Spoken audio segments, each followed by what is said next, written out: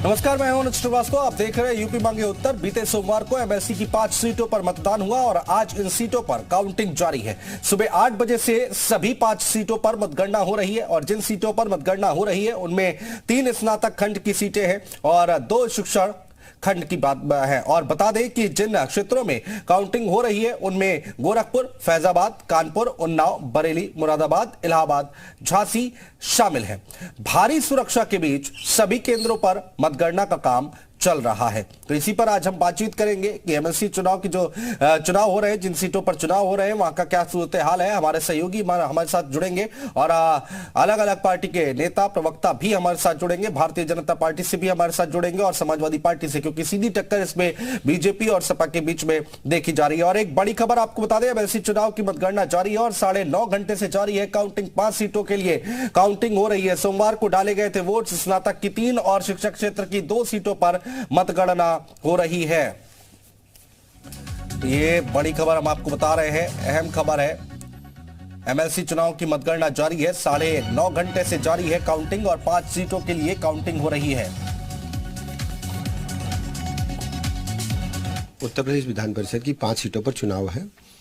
स्नातक और शिक्षक क्षेत्र के चुनाव हैं और मतदान के दौरान जो परिस्थितियां हमने देखी हैं, हम सभी सीटों पर प्रचंड बहुमत से चुनाव जीत रहे हैं। भारतीय जनता पार्टी ने घर घर जाकर के शिक्षकों से संपर्क किया है और भारतीय जनता पार्टी ने ही वित्त विहीन हमारे जो शिक्षक भाई हैं उनको मुख्य धारा में लाकर मतदान का अधिकार दिलाया है।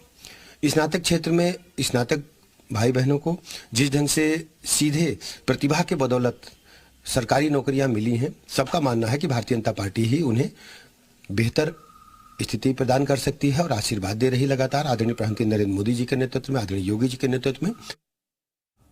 और अब 4 तस्वीरें आपको दिखाते हैं। जहां जहां काउंटिंग हो रही है वहां की तस्वीरें हम आपको दिखा जा रहे हैं। गोरखपुर, फैजाबाद खंड स्नातक, कानपुर खंड स्नातक और बरेली, मुरादाबाद खंड स्नातक, यहां पर काउंटिंग हो रही है। इलाहाबाद, झांसी खंड शिक्षक का, कानपुर खंड शिक्षक, तो यहां ये काउंटिंग हो रही है। ये 4 तस्वीरें हम आपको दिखा रहे हैं, इलाहाबाद की और झांसी की। कानपुर की तस्वीरें हम आपको दिखा रहे हैं। स्नातक चुनाव कहां हो रहे हैं वो हम आपको बता रहे हैं। और बरेली, मुरादाबाद की तस्वीरें आप देख पा रहे हैं। गोरखपुर, फैजाबाद खंड की तस्वीरें हम आपको दिखा रहे हैं। तो ये 4 तस्वीरें हम आपको दिखा रहे हैं जहां जहां मतगणना हो रही है। और 9.5 घंटे से ज्यादा का वक्त बीत चुका है और अब आगे धीरे धीरे तस्वीर साफ होगी, क्योंकि ये बैलेट पेपर है और इसकी काउंटिंग होने में काफी लंबा वक्त लग जाता है।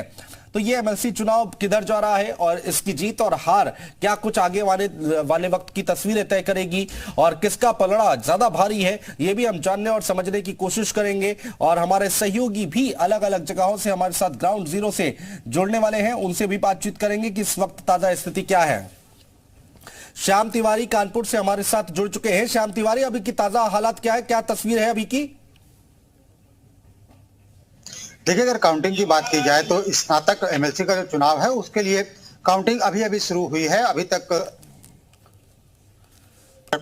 शिक्षक खंड की बात की जाए तो शिक्षक एमएलसी के चुनाव में 3 राउंड की काउंटिंग है वो पूरी हो चुकी है और चौथे राउंड की काउंटिंग जारी है। इसमें बताया जा रहा है जिस तरीके से अंदर से रुझान निकलकर सामने आया कि उसमें जो पूर्व एमएलसी है राज बहादुर चंदेल, वो आगे चल रहे हैं और क्योंकि वो शिक्षक नेता है तो इनका सीधा मुकाबला बीजेपी के वेणु रंजन से है। और उधर दूसरी तरफ बात की जाए तो वहां पर अभी आपको बता दें कि काउंटिंग के जो सिलसिला है वो भी शुरू हुआ है, तो थोड़ी देर बाद उसके भी रुझान आने शुरू हो जाएंगे। तो कुल मिलाकर के काउंटिंग की अभी तक जो है वो व्यवस्था पूरी की जा रही थी। मतपत्र निकाले गए, उसके बाद उनके बंडल बनाए गए। बंडल बनाए जाने की प्रक्रिया पूरी हो चुकी है और काउंटिंग का सिलसिला शुरू हो गया है। शिक्षक की सीट पर शिक्षक नेता राज बहादुर चंदेल आगे हैं और बाकी जो स्नातक की सीट है उसके रुझान थोड़ी देर बाद कानपुर से मिलने शुरू हो जाएंगे। विनय हमारे सहयोगी गोरखपुर से हमारे साथ जुड़ चुके हैं। विनय, अभी वहां गोरखपुर की क्या स्थिति है, क्या तस्वीर निकलकर सामने आ रही है? जी बता दें कि सुबह 8 बजे से काउंटिंग शुरू हो चुकी थी, लेकिन जो मतदान पेटियां थी उसको खोलकर उसका गड्डी बनाया जा रहा था और गड्डी बनाकर अब काउंटिंग जो है अभी 10 मिनट पहले शुरू हो चुकी है। और देख सकते हैं किस तरह से चहलकर्मी है और यहाँ जो एजेंट हैं उनके और जो पुलिसकर्मी हैं वहाँ मौजूद हैं। और अभी जो है 10 मिनट पहले ही काउंटिंग शुरू हुई है। बंडल बना लिया गया है, जो मतपत्र थे उसके बंडल बना लिए गए हैं और अब जो है गणना शुरू हो चुकी है। अब ये देर रात तक अनुमान लगाया जा रहा है कि देर रात तक परिणाम आ जाएगा और हो सकता है सुबह भी हो सकती है, क्योंकि 14 टेबल पे काउंटिंग हो रही है और कई लोग इसमें लगे हुए हैं। 262 कर्मी इसमें लगे हुए हैं जो अलग अलग समय पे आकर अपना काम कर रहे हैं, लेकिन जो गणना है वो अभी 10 मिनट पहले शुरू हुई है, तो अनुमान लगाया जा रहा है कि देर रात तक परिणाम आ सकते हैं। लेकिन अभी जो बात की जाए तो अभी जो है जोरदार टक्कर जो है भाजपा और सपा के बीच में है। बिल्कुल विनय रहिए आप हमारे साथ। अजय कश्यप बरेली से हमारे साथ जुड़ चुके हैं। बरेली की क्या तस्वीर निकली है अभी तक का, अजय अपडेट दीजिए। देखिए अनुज, बताना चाहूंगा कि बरेली की और मुरादाबाद एमएलसी चुनाव की बात की जाए तो 1,72,297 कुल वोटर था, जिसमें 92,000 मतदाताओं ने अपने मत का प्रयोग किया था। जिस तरह की जिला प्रशासन ने तैयारी की थी, ये कहा था सुबह 8 बजे से लेकर 10 बजे तक की जो है गड्डियां बनाई जाएंगी, लेकिन अनुज इस मौके में बता दूं लगभग 8 घंटे का समय हो चुका है यहाँ पर जब गड्डी बनी है और उसके बाद अभी कुछ देर पहले जो है काउंटिंग शुरू हो गई है। सबसे पहले हम अपने दर्शकों को बताएंगे कि कहां के वोट खुल रहे हैं और कौन प्रत्याशी आगे, लेकिन यहाँ पर अभी तक जो है जो मतगणना कही जाए तो वो उसका जो है बड़ा सुस्त मतगणना की जा रही है, क्योंकि जिला प्रशासन ने दावा किया था कि 2 घंटे गड्डी बनेंगे, उसके बाद 12 बजे के बाद रुझान आना चालू हो जाएंगे, लेकिन अभी 6 बजने को है, अभी तो रुझान नहीं आए। अभी कुछ देर पहले ही जो है मतगणना शुरू हो गई है और लेकिन यहाँ पर अपने दर्शकों को बता दूं कि जो निर्णय आएंगे वो 12 बजे के बाद आएंगे। हो सकता है 12 बजे 2 बज जाए, 3 बज जाए। जिस तरह की कंडीशन इस समय अंदर मेरे को देखने को मिली है उससे ये अंदाजा साफ तौर पर अंदाजा लगा सकते हैं अनुज कि यहाँ जो निर्णय आएंगे या तो देर रात में आएंगे या कल सुबह आएंगे। अनुज बिल्कुल रहिए अजय कश्यप, आप भी हमारे साथ आगे आपसे बातचीत जारी रखेंगे। तो हमारे सहयोगी अलग अलग जगहों से बता रहे हैं कि आखिर क्या कुछ सूरत हाल है, कौन आगे चल रहा है, कौन पीछे चल रहा है। हालांकि अभी तक किसी तरह की कोई तस्वीर साफ हो नहीं पाई है। जैसा कि बरेली से हमारे सहयोगी अजय कश्यप बता रहे थे कि कोई तस्वीर अभी साफ नहीं हो पाई है। हमारे साथ बाकी मेहमान जुड़ रहे हैं। आनंद दुबे जी प्रवक्ता है भारतीय जनता पार्टी से, फराज किदवई साहब समाजवादी पार्टी के प्रवक्ता जुड़ रहे हैं, राजीव रंजन जी है राजनीतिक विश्लेषक है जो कि हमारे साथ जुड़ रहे हैं। चर्चा की शुरुआत करते हैं और सबसे पहले हम राजीव रंजन जी के पास जाएंगे जो कि राजनीतिक विश्लेषक है। राजीव रंजन जी, आपसे समझना चाहेंगे ये एमएलसी चुनाव क्या कहता है और इसकी जीत और हार आगे किस तरह की तस्वीर तय करेगी?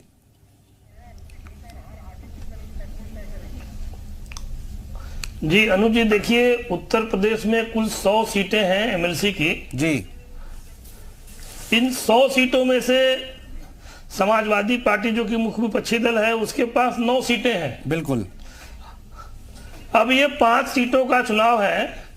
इन 5 सीटों में अगर समाजवादी पार्टी एक भी सीट जीत लेती है और तो वो मुख्य विपक्षी दल होगी, लीडर ऑफ अपोजिशन उसका बनेगा जी।